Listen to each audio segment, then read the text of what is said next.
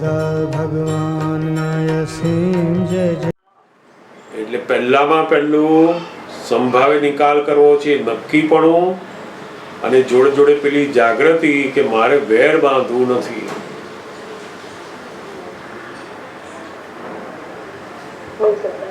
જેમ આપણે અહીંયાથી કોઈ જગ્યાએ જવું હોય ને આપણે રિક્ષામાં બેઠા, હવે રિક્ષાવાળો આપણને ખબર જ હોય કે આ જગ્યાએથી આટલી જગ્યાએ જવાના 50 રૂપિયા લે છે, એટલે આપણે કશું વાત કરીને એમ બેસી ગયા અને એણે આપણી જગ્યાએ ઉતાર્યા. પછી આપણે એને પૂછ્યું કેટલા પૈસા આપો, તે કહે કે ભાઈ 100 રૂપિયા આપો. તો શું થાય? તરત અંદર થાય ને કે હાલા ભાઈ અહીં આવવાના તો 50 રૂપિયા જ લે છે બધા, અને તું તો એકદમ જ 100 રૂપિયા માંગે તું તો. એટલે હવે આ ફાઇલ ઊભી થઈ. ફાઇલ ઊભી થઈ એટલે શું? તો કે એને 100 લેવા છે અને આપણે 50 આપવા છે. બેનું મન હામામી ઊભું થયું છે હવે. એટલે આપણે અંદર નક્કી શું કરેલું છે કે આનો સંભાવ નિકાલ કરવાનો ભાઈ હવે. એટલે આપણે એને સમજાવીએ કે ભાઈ હું તો રોજ આવું છું, કેટલી વાર આવી રીતના બધા જ રિક્ષાવાળા 50 જ લે છે, તું શા માટે વધારે લે છે આવા? એટલે કે ભાઈ આ તો રાતનો સમય છે, આ તો આમ છે, તો ભાઈ 10 રૂપિયા વધારે લે તું. તો કે ના ના ના, હું તો ડબલ ભાડું જ લઉં કે છે. તો આપણે એને કેટલું સમજાવીએ, સમજાવતા 50 ના બદલે આપણે પકડી રાખીએ કે જો 50 જ આપું તો ના આપું વધારે, તો શું થાય? વેર બાંધે. પેલા રૂપિયા આપ્યા નહીં તે વેર બાંધે. તો કેટલાક એવા હોય ને નાખીને જતા રહે, લેવા હોય તો લે, નહીં તો નહીં આપવું કે. તે પેલો વિચાર શું કરે કે લડવા બેસે, અને કોક એવો લડે તો શું ફરક પડવાનો છે? તે 50 રૂપિયા માટે આપણે એની જોડે શું કરીએ છીએ? પેલું વેર બાંધવું. પૂર્વના વેરના હિસાબે આજે ફાઇલ સ્વરૂપે ભેગો થયો, ફરી પાછું આની અંદર આપણે પકડી રાખ્યું, એટલે શું થયું? વેર બાંધ્યું. એટલે દાદા ભગત શું કે છે, આ જ્ઞાન પછી જો આવું બને, કદાચ બની જાય, તો પ્રતિક્રમણ કરવા ત્યાંથી કે આ ખોટી આપણે પકડી અને છતાંય આપણી ફાઇલ નંબર 1 બહુ પકડી રાખે હોવું કોઈ જગ્યાએ, તો માફી મંગાવવાની એની પાસે કે એ ભાઈના પ્રતિક્રમણ કરતું કે આપણે વેરમાંથી છૂટવું છે. આપણને આવું વેર ખપે નહીં. હવે કહીએ આ રૂપિયા તો બધા એના અહીં જ રહેવાના છે. 50 એને આપ્યા કે 100 આપ્યા, એ તો અહીં એની પાસે લઈને જવાનું નથી કે આપણે લઈને જવાનું નથી, પણ એને આપણે જોડે જે વેર બાંધ્યું ને એ આપણે ફરી પાછો સામે આવશે. સમજાય ને? એટલે ત્યાં આગળ 50 ના બદલે 60 આપીએ, 70 આપીએ, 80 આપીએ, ના બને 100 કે તો 100 આપવા પડે, પણ વેરમાંથી છૂટો. 50 બીજા મળી આવશે પછી ફરી, પણ વેર નહીં બાંધવું જોઈએ. એને સમજાવો, ગમે તેમ કરો, એનો ઉકેલ લાવો. કોઈ પણ રીતે વેર ના બંધાય એવો ઉકેલ લાવો. 50 આપો વાંધો નહીં એને સમજાવીને, પણ વેર બધું ના જોઈએ. દાદા ભગવાનનો સંભાવે ફાઇલનો નિકાલ એ શું કહેવા માંગે છે? તમારે કશું કરવાનું નથી, જાગૃતિ રાખવાની છે. પોતે ધારેલું છે એવું જ કરવું, એ વેર બંધાવે છે. પોતે ધારેલું છે એવું નહીં, જે સંજોગો પ્રમાણે થાય એમ કરીને છોડી દો એને. એટલે વેર ના બંધાય એવી જાગૃતિ સાથે વ્યવહાર કરવો, એ જ સંભાવે નિકાલ છે. એટલે જુદી જુદી સમયે, જુદા જુદી જગ્યાએ આ ફાઇલનો સંભાવે નિકાલ, એ દ્રષ્ટિને આપણે બરાબર સમજણ પાકી કરી લેવાની છે. પછી આપણને આવડી જશે. એ પણ સમજાવ્યું? હજુ જેમ જેમ તમે જુદા જુદા સંજોગોમાં જુદી જુદી રીતે કેવી રીતે ફાઇલો સંભાવે નિકાલ કહેવાય ને એ સમજતા જઈશું, એમ થઈ જશે પછી. પણ બહુ જ સુંદર છે. આ જો આપણને સમજ પડી ગઈ તો બહુ જ કામ લાગે, બહુ જ કામ લાગે. દાદા ભગવાનના વિજ્ઞાનની જે બધી વાતો છે એમાં બધી ઘણી બધી વાતો, ઘણી બધી વસ્તુઓ બધું સમજવાની આપણે જરૂર નથી હોતી. આપણે મુખ્ય સમજવાનું શું છે તો કે જ્ઞાની પુરુષે આપેલી 5 આજ્ઞા એ પરમાત્મા યોગ છે. જો બીજું સમજવામાં આ જ પરમાત્મા યોગ જતો રહ્યો તો પાછા એની જ રહેશે. આજ્ઞા ધર્મ ઉપર બહુ ભાર મૂકવાનો જબરજસ્ત. દાદા ભગવાન તો એટલે સુધી કહ્યું કે અમારી પાસે ના આવો ને તો પણ વાંધો નહીં, પણ તમે આજ્ઞા ધર્મને પકડો. એક બાજુ અમારી પાસે આવવાનું હોય અને બીજી બાજુ આજ્ઞા પાડવાની હોય, તો જે આજ્ઞાને પહેલી પસંદગી આપે છે એના પુરુષાર્થમાં જાય છે, એના ઉપર દાદા ભગવાનની કૃપા વિશેષ ઉતરે છે. ને જે એમની પાસે જાય છે એના ઉપર એમની કૃપા ના ઉતરે. એ તો પુણ્યનો યોગ છે. સત્સંગમાં આવવું, વાંચવું, બેસવું, કરવું બધું એ તો પુણ્યનો યોગ છે. ક્યારે બદલાઈ જાય એ એનો પુરુષાર્થ નથી. પણ આજ્ઞા ધર્મ થી જીવન જીવવું એ બહુ જ મોટો પુરુષાર્થ છે. અને દાદા ભગવાન એ 5 આજ્ઞાને જ જ્ઞાન કહેવા માંગે છે. પેલું જ્ઞાન આપ્યું એ તો બીજ સ્વરૂપ છે. ખરું જ્ઞાન કયું છે? આ 5 આજ્ઞા આપી છે એ જ જ્ઞાન છે. અને તે બધી ઓછી પડાય એનો વાંધો નહીં, પણ પોતાની દાનત અંદર ચોખ્ખી હોવી જોઈએ. મને આજ્ઞા પાડવી જ છે, ના પડાય તેનો ખેદ રહેવો જોઈએ. પૂછો. જરૂર. જય સચ્ચિદાનંદ, જય સચ્ચિદાનંદ. આપણે બધું જે એક્સપ્લેન કર્યું ને પણ જે મુખ્ય લેના ઉપરથી હવે મને લાઈક વોટ આઈ હર્ડ હમણાં એમ સાંભળે એટલે મને એમ થઈ ગયું કે અમે હમણાં મેં 7 વર્ષ પહેલા જ્ઞાન લીધું, મને દાદા ભગવાન નથી મળે તો પછી મને 15 હવે મોક્ષ ન થઈ શકે. પણ આપના કહેવા ઉપરથી જે સૂક્ષ્મ દાદાને આપણે કેટલા પકડી રાખીએ છીએ એના ઉપરથી ઘણું ડિસાઈડ થાય. એટલે અમે દાદાને મળેલ નથી. હું બરાબર સમજી છું? હા, એકદમ બરાબર સમજેલા છો. દાદા ભગવાનને તમે સદેહે નથી મળ્યા, પરંતુ દાદા ભગવાનનું જે આજ્ઞા સ્વરૂપની હાજરી છે એને તમે જેટલા વળગ્યા છો, જેટલા પુરુષાર્થમાં આવ્યા છો, એ આજ્ઞા ધર્મ થી જ આપણા ભવ ગણાય છે. દાદા ભગવાનને મળ્યા અને જ્ઞાન લીધું એટલે એના 15 ભવ અવશ્ય મોક્ષે જશે. એ જે વાત છે એ આજ્ઞા ધર્મધારી જે છે એના માટેની છે. જેમને જ્ઞાન અને આજ્ઞા ધારક બન્યા છે એના માટે 1 ભાવ, 2 ભાવ, 5 ભાવ, 15 ભવે પણ અવશ્ય મોક્ષ જશે. પણ જો પોતે બિલકુલ આજ્ઞા ધર્મ ની જાગૃતિ રહે જ નહીં, કશું જ નહીં, ખબર જ નહીં, જ્ઞાન તો લઈ ગયા પણ આજ્ઞા ધર્મ બિલકુલ છે નહીં, તો એના માટે એ વાત છે જ નહીં કે આ 15 ભવે મોક્ષે જાય.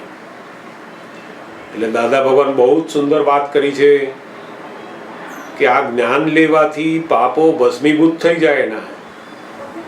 એટલે શું થાય તો પેલો જે અહંકાર હતો એ થોડો ગાણ પણ બધું ઓછું થઈ જાય એનું. પણ જો આજ્ઞા ધર્મની અંદર રહ્યો તો આખો મોક્ષ માર્ગ ઉપર રહ્યો. આ મોક્ષ માર્ગ ઉપર મૂક્યા છે આપણને, પણ એ શેનાથી તો કે આજ્ઞા ધર્મથી. જો આજ્ઞા ધર્મનું બિલકુલ ખલાસ થઈ ગયો તો પાછો હતો એવો એવો જ થઈ જવાનો. એ સમજાય ને? જો ફક્ત જ્ઞાન આપવાથી જ થઈ જતું હોત તો પછી આજ્ઞા ધર્મ એમને મૂકવાની જરૂર જ નહોતી. એટલે એમણે દરેક જગ્યાએ દાદા ભગવાનને મળેલા હોય કે ના મળેલા હોય, એના કરતા પણ એમનું જે દાદા ભગવાનનું સૂક્ષ્મ સ્વરૂપ, કાયમી જે સ્વરૂપ છે, આજ્ઞા સ્વરૂપ, એને કેટલું પોતે પકડ્યું છે પુરુષાર્થ રૂપે, એ બહુ અગત્યનું છે. સમજાય ને? એટલે આખું આજ્ઞા સ્વરૂપ એ શું કરે છે તો કે આપણને ફાઇલ નંબર 1 ને 12 ધર્મ ધ્યાન ઊભું કરે છે.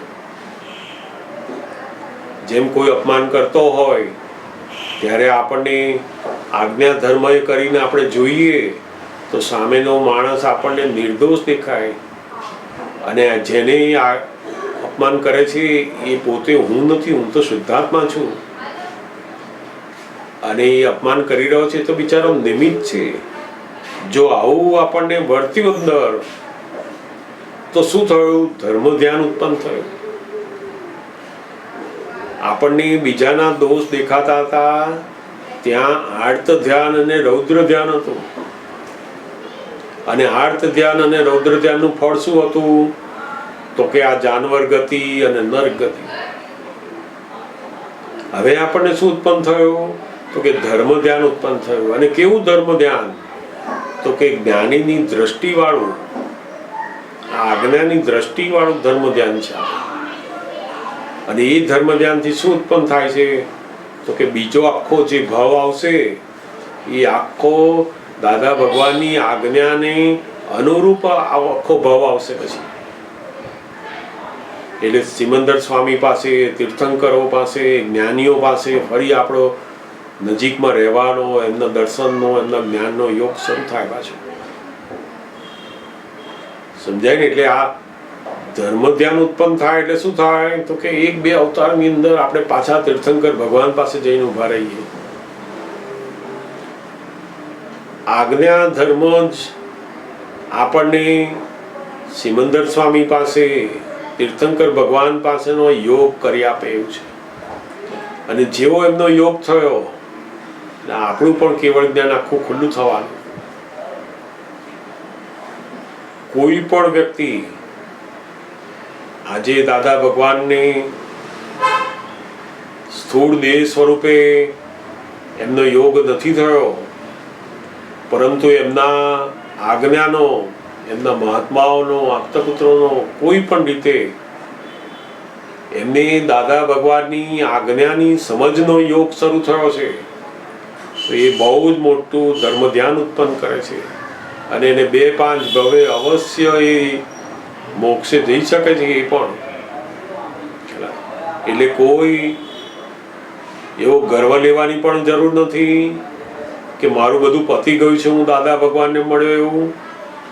અને કોઈએ નિરાશ પણ થવા જેવું નથી કે હું મળ્યો નથી એમ. સમજાય ને? ધર્મ ધ્યાન જે ઉત્પન્ન થાય છે એ ધર્મ ધ્યાન જ આપણને આગળ તીર્થંકરોનો યોગ કરી આપે છે.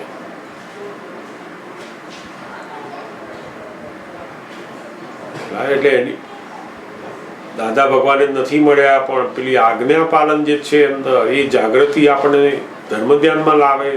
અને આપણે પણ સિમંદર સ્વામી, હરિહંત ભગવાન પાસે આપણે એમનો યોગ થઈ શકે છે. પૂછો, બીજા કોઈને પૂછવું તો પૂછજો.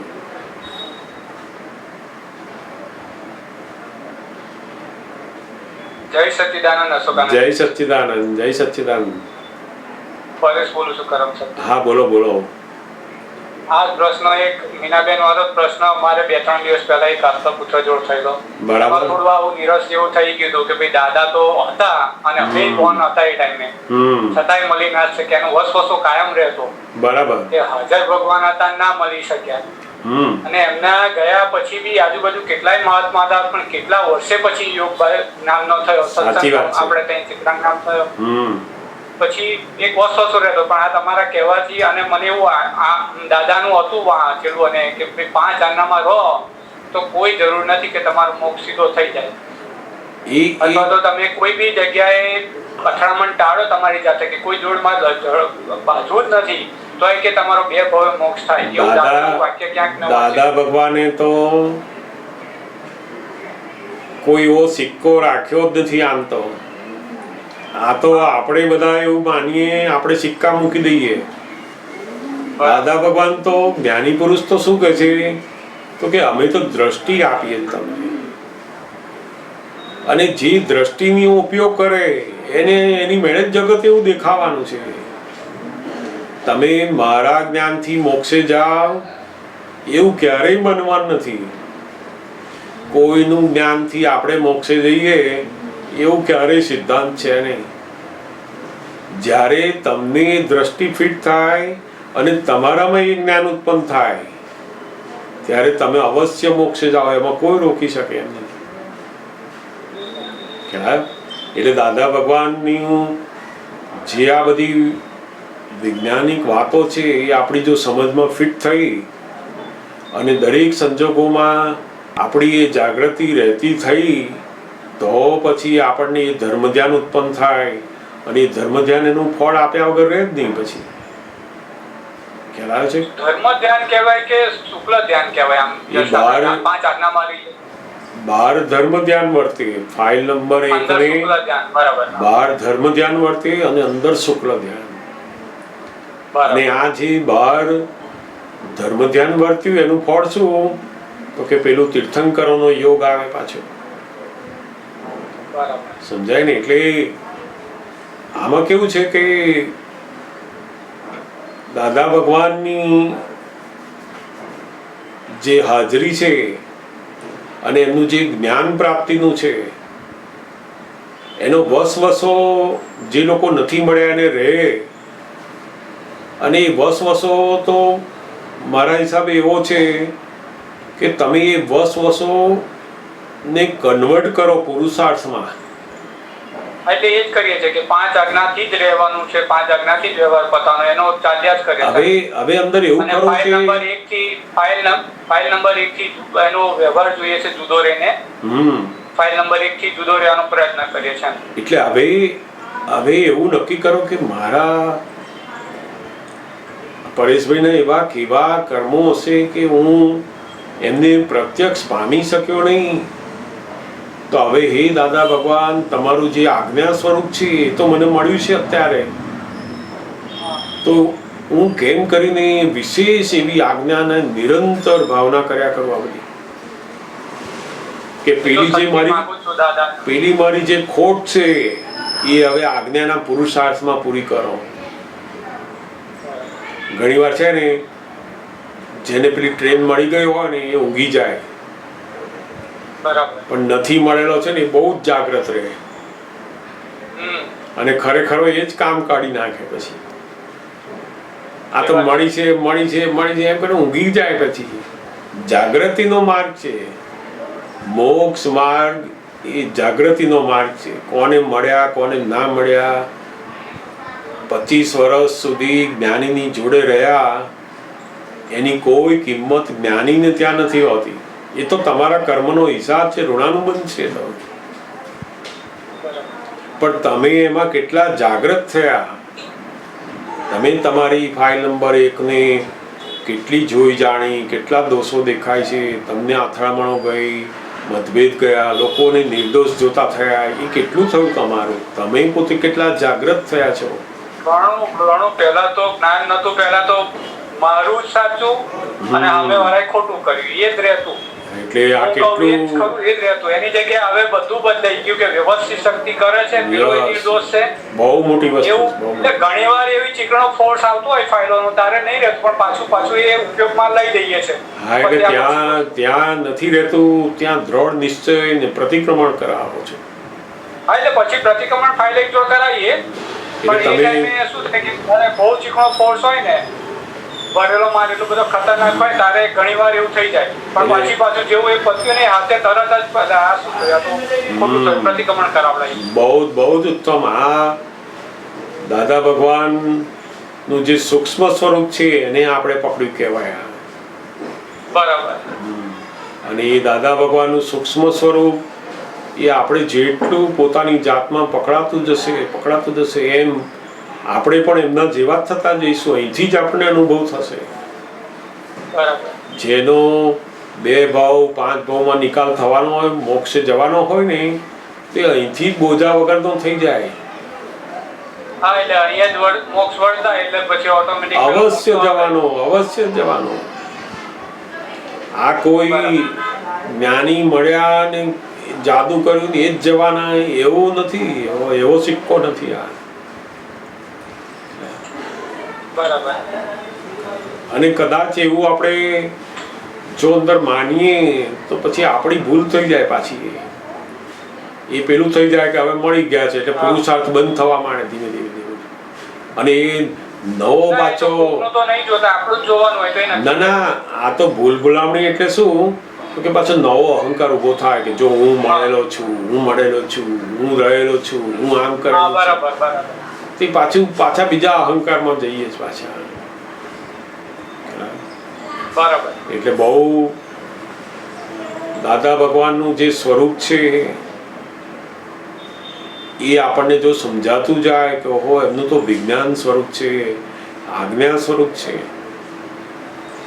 અને જેમ પેલું વાંદરીનું બચ્ચું એ કેવું વાંદરીને પકડી રાખે, એમ જે લોકોએ દાદા ભગવાનની આજ્ઞા સ્વરૂપને પકડી રાખ્યું છે એ અવશ્ય એ બાજુ જઈ જ રહ્યા છે. એટલે એવું બિલકુલ અંદર નિસ્તેજ થવાની જરૂર નથી, નિરાશ થવાની જરૂર નથી. એટલે દાદા ભગવાન 5 આજ્ઞા પકડી છે એટલે 5 આજ્ઞાથી જ ચાલવાનું નક્કી કર્યું છે. દાદા ભગવાન વ્યવહાર પૂરો કરવાનો બધા જોડે. દાદા ભગવાનના પોતાના અંતિમ શબ્દો શું હતા એ હું તમને કહું. અંતિમ શબ્દો દાદા ભગવાનના, હું ક્યાંય જવાનો નથી, હું બધા જ મહાત્માઓના હૃદયમાં બિરાજી જવાનું છું. હવે આપણે દાદા ભગવાન જતા રહ્યા એવું માનીએ તો શું થાય? દાદા ભગવાને શું કહ્યું? હું ક્યાંય જવાનું નથી, બધા મહાત્માઓના હૃદયમાં બિરાજવાનું છું. એટલે મહાત્માઓનો જે આપણને અહોભાવ છે, મહાત્માઓની જે દ્રષ્ટિ છે, એમનો ઉપયોગ છે, એ જેમ જેમ મળતું જશે આપણને એમ એ જ દાદા ભગવાનનું અદ્ભુત સ્વરૂપ છે. એમાં જ છે દાદા ભગવાન. સમજાય ને? જ્યાં બિલકુલ કોઈ પણ માણસે આજે દાદા ભગવાનનો અનુભવ કરવો હોય તેને થઈ શકે. અને ઘણા લોકોને એવા અનુભવ છે કે આજે પણ એને દાદા ભગવાન જીવતા નથી મળ્યા, પણ આજે રોજ જે એને સ્વપ્નમાં આવે છે, એનું કામ થાય છે. બધા હજારો લાખો લોકોને આખો દિવસ નિરંતર દાદામય રહ્યા કરે છે લોકો. કેમ? તો કે દાદા ભગવાન એ કઈ જતા રહે એવા છે જ નહીં કે છે. દાદા ભગવાન તો છે જ, પણ આપણને હોદતા આવડવું જોઈએ. જ્યાં નિરાકુરતાનો આનંદ છે, જ્યાં કોઈ પક્ષપાત જેવી વસ્તુ નથી, ત્યાં દાદા ભગવાન છે. પણ આપણને જોતા ના આવડે તો શું થાય? એમાં આપણી ખામી. પેલા જે અંતરાય કર્મો છે ને એ કામ કરે ત્યાં જુઓ કે હજુ એને એવું લાગે છે કે જતા રહ્યા છે ને આપણે રહી ગયા છે. એ પાછો આ નવા અંતરાય પાછા કે હજુ છે એટલું જ નથી દેખાતું એમ. સમજાય ને? એટલે બહુ દાદા ભગવાને તો અદ્ભુત માર્ગ આપ્યો છે આ 5 આજ્ઞાનો. અને એ તો એમણે તો કેટલી વખત કહ્યું છે કે મારો એક શબ્દ પણ જો કોઈ પાડશે ને આખી જિંદગી એક જ શબ્દ તો પણ અવશ્ય મોક્ષ જશે. એને કોઈ ગુરુની જરૂર નથી, કોઈ જ્ઞાનીની પણ જરૂર નથી. મારો એક જ શબ્દ એ બરાબર પચાવી દે તો કામ થઈ ગયું. કારણ કે એ તો બહુ બહુ મોટું વિજ્ઞાન છે એમાં, એક એક શબ્દમાં જ્ઞાની.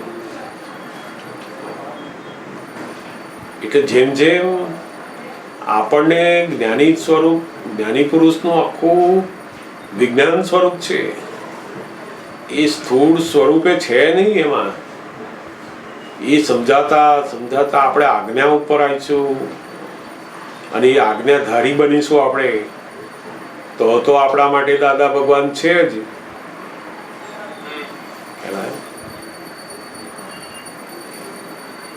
તો અશોકભાઈ, જેને જ્ઞાન નથી મળ્યું અને એવા લોકો પણ દાદાની આજ્ઞા પાળે તો એનો મોક્ષ નક્કી જ છે? હા, જરૂર જરૂર. એને પાળી શકાય કે પહેલા જ્ઞાન લેવું જ પડે? કારણ કે ઘણી વાર એવા સવાલ પૂછાય, તમે જ્ઞાન લીધું છે? જ્ઞાન વિધિ જો લે તો ઉત્તમ છે, કારણ કે જ્ઞાન વિધિ લીધા પછી પેલી દ્રષ્ટિ ઉત્પન્ન થાય છે એને કે આ રિલેટિવ અને આ રિયલ. ત્યાં સુધી એની દ્રષ્ટિ ઉત્પન્ન ના થાય, ખ્યાલ? જ્યાં સુધી એને ભ્રાંતિ છે ત્યાં સુધી એની આ દિવ્ય ચક્ષુ ઉત્પન્ન થાય નહીં. પેલી ભ્રાંતિ જાય પછી પેલી દ્રષ્ટિ ઉત્પન્ન થાય છે અને પછી તમને આજ્ઞા, એ આજ્ઞા સ્વરૂપે કામ લાગે છે. આપણને દ્રષ્ટિ ચશ્મા મળે પછી બધું કામ થાય ને. ચશ્મા મળ્યા જ ના હોય પછી શુદ્ધાત્મા દેખાય કેવી રીતે? બરાબર છે. એટલે જ્ઞાન વિધિ આવશ્યક જ છે. આવશ્યક છે એટલે શું? તો કે બીજ નાખે તો પછી વાળ કામ નહીં ને. બીજ જ ના હોય તો વાળ બાંધીને શું કરવાનું? બરાબર. અને એ જ્ઞાન વિધિ શું કોઈ પણ આપતો પુત્ર આપી શકે કે કોઈના કોઈ આપણે જે જ્ઞાન વિધિ થતી હોય ત્યાં જ જવું પડે? કારણ કે અત્યારની પરિસ્થિતિ એવી છે કે ઘણા લોકોને જ્ઞાન લેવું પણ હોય છે, પણ છતાં હવે એ પરિસ્થિતિમાં જઈ ના શકાય. એને ભાવના રાખવાની, દાદા ભગવાનને પ્રાર્થના કરવાની કે મને આ જ્ઞાન વિધિ પ્રાપ્ત થાય, યોગ્ય નિમિત્ત મને પ્રાપ્ત થાય, એવી હે દાદા ભગવાન હું આપને પ્રાર્થના કરું છું. પછી એના સંજોગોની મેળે મળી આવશે. એક વાત કહું સાહેબ? જરૂર. વચ્ચે બોલું છું. એટલે અત્યારે ઓનલાઈન જ્ઞાન આપે છે એ તો બરાબર છે, બરાબર. હા, એટલે આ તો પેલા બેનને જે કેવું છે એના માટે ના, એ બેનને ખબર છે. સોરી તો મને એમ કે એટલે ખબર છે એટલે વાંધો નહીં. પણ આપણે જેને ખરેખર જ્ઞાન પ્રાપ્ત કરવું છે ને એને એનું નિમિત્ત આપમેળે મળી આવે છે. પહેલામાં પહેલી તો એને અંદર ભાવના મૂકવાની કે મારે હે દાદા ભગવાન કેવળ મારે આપનું જ્ઞાન પામવું છે. બસ નિમિત્ત મળી આવશે. કોઈ પણ આપતા પુત્ર કોઈ પણ રીતે તમને નિમિત્ત મળી આવશે. એટલે કોઈ આપતો પુત્ર મળે એ પણ એટલું જ વર્ક કરી શકે? જબરદસ્ત વર્ક કરશે. કારણ કે જેટલો આપતો પુત્રનો પોતાનો અનુભવ, દાદા ભગવાનની કૃપા અને જેટલું એની પોતાની આજ્ઞા સ્વરૂપની દશા એ એની અંદર કામ કરતી હોય છે. ઓહો. એટલે પોતાની વિચારતા કે જ્ઞાન વિધિ દાદાએ જેને કહ્યું હોય એટલા જ લોકો આપી શકે, બધા ના આપી શકે એવું મગજમાં એમને કઈ કહેવાનું, અને કહેવાનું એટલે એનો અર્થ એવો નથી કે એ સિવાય કશું હોતું નથી. પછી જેની દશા એવી થતી જાય એમ કુદરત એને નિમિત્ત આવતું જ જાય અને એના નિમિત્તે કેટલાય લોકો જ્ઞાન પામતા જ જાય. અને જ્ઞાન વિધિ સિવાય પણ ઘણી બધી વાતનું જે જ્ઞાન છે, બધું જીવન જીવવાની જે બધી પદ્ધતિઓ છે, સમજવાની પદ્ધતિઓ છે, એ બધામાં પણ એ નિમિત્ત તરીકે કામ લાગ્યા જ કરતા હોય છે. ખાલી જ્ઞાન વિધિ લેવાથી જ બધું કામ પતી જાય છે અથવા મોક્ષે જઈ શકાશે એવું બધું નથી. આપણે શું છે કે આપણે કોઈ એક જ વ્યૂ પોઈન્ટને બરાબર પકડી લઈએ છે કે હવે આમ થઈ જ ગયું એમ. આપણને ટિકિટ મળી ગઈ એનો મતલબ એમ નહીં કે આપણે ત્યાં પહોંચી ગયા. ટિકિટ ખિસ્સામાં મૂકીને આપણે પાછા હોટલમાં ફરવા ગયા, બધું જોવા ગયા, સેલ્ફી લેવા ગયા, તો તમારી ટિકિટ રહી ખિસ્સામાં. તમે તમારી જગ્યાએ પહોંચી શકશો નહીં. બરાબર. એટલે આ ઘણી વાર આવા ક્વેશ્ચન્સ થાય. હા, જરૂર બધાને થાય ને, બધાને થાય. બધાને લાભ પણ થાય, કારણ કે આપણા મગજમાં અત્યારે એવું એક જ વસ્તુ નક્કી હોય કે દીપકભાઈ જ્ઞાન આપે એટલે એ જ જ્ઞાન વિધિ, રાઈટ જ્ઞાન વિધિ છે. ના, એવું કશું છે નહીં. આપી શકે એવું બધું મગજમાં ઊભું થાય. જેની દશા એવી વધતી જશે એવું કુદરતી રીતે નિમિત્ત આયા જ કરશે તમને. અને જેનો યોગ હોય પાછો, જેની અંદર એવી દ્રઢ ભાવના હોય કે હો મને પણ દાદા ભગવાન એ જે જ્ઞાન વિધિ છે એવી મને પણ પ્રાપ્ત થાય, મને મારા સ્વરૂપનું ભાન થાય. જ્યારે પોતાની ખરેખર હૃદયથી સાચી ભાવના થાય છે ત્યારે એનું યોગ્ય નિમિત્ત પણ એને મળી આવે. નહીં તો નિમિત્ત મળે ખરું, પણ એ નિમિત્ત કેવું હોય? પ્રોફેશનલ. અને એ પ્રોફેશનલ નિમિત્ત એ કંઈ કામ લાગે નહીં, કારણ કે આપણે એટલી ભાવના થઈ નથી. આપણી જબરજસ્ત ભાવના અંદર ઊભી થાય અને ત્યારે પેલું નિમિત્ત મળે છે, ત્યારે એક્ઝેક્ટ કામ કરે. નિમિત્ત પણ એવું મળે પછી ખ્યાલ આવે. નહીં તો શું થાય, બધું પ્રોફેશનલ મળ્યા જ કરે, નિમિત્તો એવા મળે આપણને, કારણ કે આપણી જ ભાવનામાં સાચી નથી. મૂળ આપણું બરાબર પાકું થયું કે મને હવે કશું જોઈતું નથી, મને આ મુક્ત થવું છે, મારે દાદા ભગવાન જે કહે છે એવું જ્ઞાન જોઈએ છે, એવી દ્રષ્ટિ જોઈએ છે, મને એવું પ્રાપ્ત કરવું બસ. એ દાદા ભગવાન મને તો કંઈ ખબર નથી, પણ આપ મારા માટે યોગ્ય નિમિત્ત જે કંઈ હોય મને પ્રાપ્ત થાવ એવી કરું છું તમારી પાસે.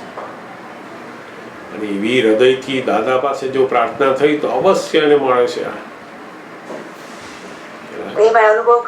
સાચું જાણવાનો પોતે કામી થાય, સાચું મેળવવાનો કામી થાય ને એને આ જગતમાં સાચા પુરુષો અવશ્ય મળે. જ્યાં સુધી આપણને જ અંદર બધું જોઈએ કે 500 જણ ક્યાં જાય છે, 5000 ક્યાં જાય છે, ત્યાં સાચું, ત્યાં જોવા જેવું, ત્યાં કરવા જેવું છે. આપણને શું જોઈએ છે? સંખ્યા જોઈએ છે, નામ જોઈએ છે, વાહવા જોઈએ છે. તો પછી આપણને એવું જ પ્રાપ્ત થાય. પછી 10 વર્ષ પછી આપણને ખબર પડે કે આ તો બધું જુદું છે, આપણે માનતા એવું તો નથી. અહીંયા તેમાં એનો દોષ નથી, દુકાનવાળાનો દોષ નથી, એ તો એનો માલ જે છે એ જ આપતો હતો. આપણને ઓળખાણ એ વખતે થઈ નહીં, આપણે એનું બોર્ડ જોયું, આપણે એની વાણી જોઈ, આપણે ત્યાં જનારા પેલા બધા ગ્રાહકો જોયા અને આપણે વળગી પડ્યા. તેમાં એનો શું દોષ છે? એટલે દાદા ભગવાન બહુ જ સુંદર આપણને સમજાવે છે, તમારી અંદર સાચી ભાવના થવી જોઈએ. જ્યારે પોતાને ખરેખર હૃદયથી એવી સાચી ભાવના થશે ને ત્યારે નિમિત્ત પણ એવો મળી આવશે. જ્યારે નિમિત્ત મળે છે ત્યારે બુદ્ધિ વાપરે છે, પોતાની બુદ્ધિથી બધું માપ કર્યા કરે. પછી અરે ભાઈ નિમિત્ત ભગવાને ભેગું કરે નિમિત્ત તોય પાછા બુદ્ધિથી માપે. આજ બહુ મોટી ડ્રોબેક છે કળિયુગના જીવોનો. કારણ કે ખરેખર મને અનુભવ થયો છે, કારણ કે એટલું બધું સાચું જાણવાની કામના, અને આપણે મોક્ષે જ જવું છે, કશું જોઈતું જ નથી એ ભાવના હોય અને સમજવા માંગતા હોઈએ ત્યારે મને પોતાનો જ અનુભવ છે કે મને આ બધા દાદાના આપતો પુત્રો બધાનું અનુસંધાન થયું, બધી જગ્યાએથી સત્સંગ સાંભળ્યા, ત્યાર પછી રાઈટ વસ્તુ અંદર સમજાય કે કોઈ ખોટું છે જ નહીં, એક આપતો પુત્રો રાઈટ છે, બધા જ રાઈટ છે, દાદાના પાસેથી પામેલા આપણી જ અજ્ઞાનતા છે. બાકી કોઈ પણ આપતો પુત્ર કે ક્યાંય કશું ખોટું નથી. આપણી સમજ ખોટી પડે છે એટલે આ બધો પ્રોબ્લેમ થાય છે. પણ આપણે જ્યારે કંઈક જાણવું હોય, જ્યારે આપણે રાઈટ વસ્તુ જોઈએ છે ને, આપણે માન બધું કશામાંથી નીકળી જવા માંગીએ છીએ ને ત્યારે રાઈટ નિમિત્ત મળી જાય છે દાદા. ચોક્કસ મેં પોતે અનુભવ કર્યો છે અને મને આજે મને અનુભવમાં આવે છે. રોજ આપણે દાદા ભગવાનને એવી પ્રાર્થના કરવાની, હે દાદા ભગવાન, મારે કેવળ સત જાણવું છે, બસ. હા, મને બીજું કંઈ જ જોઈતું નથી, મારે સત જાણવું છે. અને નિરંતર મને આ સત જણાય એવા યોગ્ય નિમિત્તો અને એવા નિમિત્તોનો હું પરમ વિનય કરું, એવી મને સમજણ આપજો, એવી જાગૃતિ આપજો. હે દાદા ભગવાન, એવી શક્તિ આપજો. આવી પ્રાર્થના કરશો એટલે અવશ્ય બધું બધા માટે શક્ય છે, કરોડો લોકો માટે. પોતે પ્રાર્થના કરે ને તો કરોડો લોકોને મળે. તમે સાચા થશો તો બધું સાચું મળવાની તમારી સામે આવીને ઊભું રહેશે. સાચી વાત છે. આપણે ઓળખતા થવું જોઈએ. આપણી પારક શક્તિ ના હોય અને આપણે દુકાનદારને દોષ દઈએ, એવું નહીં. આપણે પારખવાની શક્તિ ખોટી છે આપણી. હા, ને ડર લાગે ને ક્યારેક શરૂઆતમાં સમજણ ના હોય એટલે આપણને થાય વિદ્યાર્થના થઈ જાય, કોઈના માટે બોલાઈ જાય. એ ડર ને આપણે તો સાચું જાણવું હોય. એટલે સાચું જાણવાને પેલો ડર નીકળી જાય. જેમ દાદા ભગવાન કહેતા ને કે આપણે આ પહેલાના લોકો ચાંદીના રૂપિયા આવતા કે છે, રૂપિયા આવતા ને ચાંદીના આવતા ઇન્ડિયામાં, તો પેલા દુકાનદાર રૂપિયો લે ને તો કેવી રીતના લે ખબર છે કે છે? આમ રૂપિયો તમે આપો ને તે લે તો આમ નીચે પથ્થર હોય ને ત્યાં નાખે, આમ ખખાડે એકદમ. જેવો આમ મારે ને આમ નીચે ખણન કરતો અવાજ નીકળે એકદમ સરસ, તે સમજી જાય કે આ રૂપિયો સાચો છે. અને આમ ખખાડે અને રૂપિયોનો અવાજ જો બરાબર ના આવ્યો બોધો તો તરત એને કાપી નાખે કે છે, બાજુ મૂકી દે. રૂપિયાની આવી તપાસ કરવી એ વિરાધના કહેવાય નહીં, લક્ષ્મીની ના. એ તો આ વિરાધના કોણે સમજાવ્યું? તો કે પેલા બોધા રૂપિયા વાળા જ બધા સમજાવ્યું કે આ વિરાધના કહેવાય. કારણ કે બોધું હોય એટલે સમજાવે શું, એ ખખાડવાનું નહીં કે છે કોઈ નહીં. આપણાથી આવું ના કરાય. જ્ઞાનીને જ ખખડાવાય કહીએ તો જ એનું જ્ઞાન બહાર નીકળે. કોઈને પણ આપણે ખખડાવીએ તો એની પાસે જે હોય એ બહાર નીકળે. સમજાયું ને? એટલે દાદા ભગવાન તો આપણને આવા નિર્ભય બનાવે છે કે દરેક સંજોગોમાં તમે જુઓ કે ઓહો, એમની પાસે અદ્ભુત એવું જ્ઞાન છે, આટલું સરસ. આવી નિરાકુરતામાં રહે, આવા સંજોગોમાં, આવી પરિસ્થિતિઓમાં, એમના બધી પરિસ્થિતિઓમાં તમે જુઓ અને એમને જુઓ કે ઓહો, નિર્ભયથી રહે છે, નિરાકુરતામાં રહે છે, કોઈને દોષિત જોતા નથી. તો ત્યાં આગળ જ્ઞાન પામવાનું છે.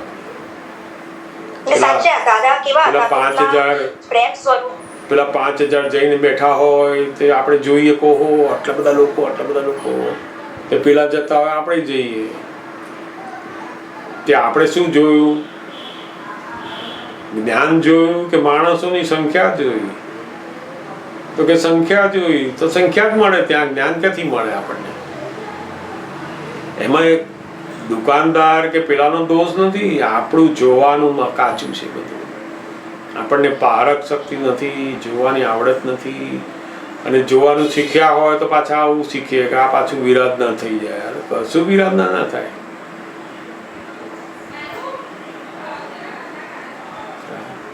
બજારમાં એક શાકભાજી લેવા જઈએ તો કેટલી તપાસ કરીએ છીએ, નહીં કરતા આપણે? કે એમનેમ લઈ લઈએ. શાકભાજી એમનેમ નથી લેતા, તો જ્ઞાની એમનેમ લઈ લેવાના. આપણે કોઈની વાત આપણે સાંભળીએ તો એમનેમ સાંભળવાની. તપાસ તો કરવી જ જોઈએ. જેના જીવનની અંદર ના હોય એની વાતો આપણે સાંભળીને શું કામ લાગે? એના જીવનમાં એને કામ ના લાગી હોય તો આપણને ક્યાંથી કામ લાગે? એટલે આજે પણ આપણને સાચી ભાવનાથી દાદા ભગવાનનું અદ્ભુત જ્ઞાન આજે પણ મળી રહે એમ છે.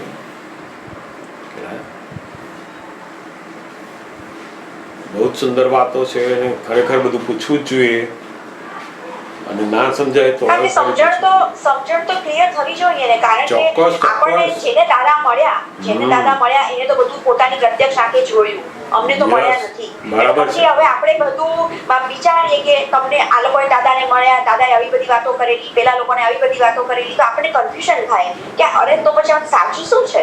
એટલે પછી એમાંથી ધીમે ધીમે નીકળતા જે કેટલા વર્ષ થઈ ગયા એનો પણ દાદા પાસે એક જ વાત કે દાદા મારે મોક્ષ સિવાય કાંઈ જોયું નથી ને મને તમે એકદમ રાઈટ જગ્યાએ લઈ જાઓ કે જ્યાંથી મને મારી આ 5 આજ્ઞા સમજાય અને હું મારું કામ કરી લઉં. મને કે કશા કોઈ સંઘમાં કે કોઈ જગ્યાએ મને એવો ઇન્ટરેસ્ટ નથી. યસ, જ્યાં જઈએ ત્યાં આપણે બધા જ આપણા પુત્રોને નમસ્કાર છે.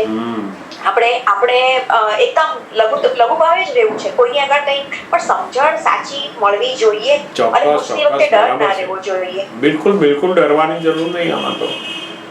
હા, અને મને દાદાએ આપ્યું. આપણે જ્યાં આપણે જોઈતો માલ ના હોય બાજુ મૂકી દેવાનું. આપણે એને કઈ ભગવવાનું, એને કરવાનું, એનું કહેવાનું કશું આપણે જેમ આપણે સમજી જવાય બરાબર છે. બહુ જ સુંદર. એટલે એવી વાતો પૂછતા જ રહેવાનું બધું, જ્યાં સુધી આપણા મનની અંદર બધી જાતની શંકાઓ છે ત્યાં સુધી હજુ આપણે આ રસ્તા ઉપર જવું, આમ જવું, આમ શું કરવું, મૂંઝવણમાં છીએ. ત્યાં સુધી આપણી પ્રગતિ થાય નહીં. એ રસ્તો નક્કી થઈ જાય કે મારે આ રસ્તો જ દાદા ભગવાનનો રસ્તો છે ને મારે એમાં આગળ જવાનું છે, બસ પછી ક્લિયર થઈ જાય બધું. કારણ કે આવી દ્રષ્ટિરાગ જ કહેવાય ને કે હું આ બાજુના પક્ષમાં છું કે આ બાજુના પક્ષમાં છું. તો દ્રષ્ટિરાગ છે ત્યાં સુધી ક્યાંથી મોક્ષ છે? તો જ્યાં બધી જગ્યાએ આપણે સમદ્રષ્ટિ હોવી જોઈએ કે ભાઈ બધા જ એક જ છે, બધા અભેદ જ છે, ત્યાર પછી તમારો મોક્ષ મોકળો થાય છે ને. બરાબર છે. પહેલા તો એટલે લોકોને એવું લાગે કે આ બધી જગ્યાએ જાય છે, બધું આમ કરે છે, પણ આપણે અંદરથી ઝંખના છે કે ભાઈ સાચું મને જ્ઞાન જોઈએ છે, મને આ બધામાં ઇન્ટરેસ્ટ નથી, મને મારું કામ કરવું છે. કારણ કે હું કોઈને સારી દેખાઉં, આ બાજુ સારી દેખાઉં, પેલી બાજુ સારી દેખાઉં, એનાથી કોઈને શું ફાયદો થાય અને મારું શું કાંડો નીકળે? મારે મારું કામ કાઢવાનું છે. તો પછી મારે રાઈટ વસ્તુ, કોઈ મને રાઈટ જવાબ આપે એવું મને બહુ જ ઈચ્છા કે રાઈટ જગ્યાએથી જવાબ મળે. બરાબર. કારણ કે વાણી બી બધાની ટેપ રેકર્ડ છે, એટલે આપણને ઘણી વાર સમજાય નહીં કે આ શું છે, સાચું શું છે સમજાય. દાદા ભગવાન કહેતા ને કે જે ખરેખર અમારી આજ્ઞાની અધીન થયેલા છે એની જવાબદારી બધી અમારી છે. એટલે નિર્ભય હોય, અને નિર્ભય હોય એને જ જ્ઞાન કહેવાય. હું તમને આ બોલું અને મને ભય લાગતો હોય તો જ્ઞાન જ ના કહેવાય. છૂપું બધું કહું અને પછી સાચું તો કહેવાનું જ નહીં, એ તો જ્ઞાન કેને કહેવાય? જ્ઞાન તો આખા જગતના માટે છે. કરોડો લોકો બેઠા હોય એને પણ તમે કહી શકો. સાચી વાત છે. નિર્ભયતા હોય જ્ઞાનમાં, નિર્ભયતા. એ તો જ્ઞાન જ નથી. એ તો સાચી વાત છે. બધી વાતો સમજવાની કેટલું જરૂરી છે અશોકભાઈ, કારણ કે દાદાની બી આટલું બધું દાદાની ઓળખાણ જે બધા આપતપુત્રો પાસે આ લોકડાઉનના સમયમાં સાંભળી, કારણ કે અત્યારે તો હવે બધું યુટ્યુબ પર અવેલેબલ છે. પહેલા તો ખબર જ નહોતી કે આટલા બધા આપતપુત્ર છે, આ બધું સંઘ છે, આવું બધું કશું ખબર નહોતી. પણ જ્યારે આ બધું જોવા મળ્યું, સાંભળવા મળ્યું, ત્યારે દાદા માટે એટલો બધો પ્રેમ, અહોભાવ બધું હવે અંદરથી પ્રગટ, ભક્તિ જેને કહેવાય ને એ અંદરથી પ્રગટ થઈ. કેશવ આનંદજીના સત્સંગ સાંભળ્યા, પેલા દીપક પ્રદીપ આનંદજીના સત્ય, એમાં એટલી દાદા માટેનો અહોભાવ વ્યક્ત કર્યો, ત્યારે અમને એટલું આમ થયું કે વાહ, આવું બધું છે, આટલું સરસ છે, દાદા આવા હતા. તો અને પછી ધીમે ધીમે તમારો બી અનુસંધાન યુટ્યુબ પરથી થયું. એટલે આ કેટલું બધું સરસ અમને મને એમ થાય કે લોકોને કેટલું બધું મળ્યું આજે આ લોકડાઉનના પીરિયડમાં. ઓકે, બહુ સરસ. બધા જ મહાત્માઓને જય સચ્ચિદાનંદ. જય સચ્ચિદાનંદ. ફરીથી પાછા આપણે જય સચ્ચિદાનંદ. બધા જ મહાત્માઓને ફરીથી આપણે પાછા રવિવારે મળીશું. ફરીથી તમારા પ્રશ્નો, તમારી જે કંઈ મનની મૂંઝવણ હોય જરૂરથી આપણે વાતો કરી શકાય. ત્યાં સુધી એકદમ દાદાની આજ્ઞામાં, આનંદમાં અને એકદમ સ્વસ્થ રહીએ આપણે બધા જ.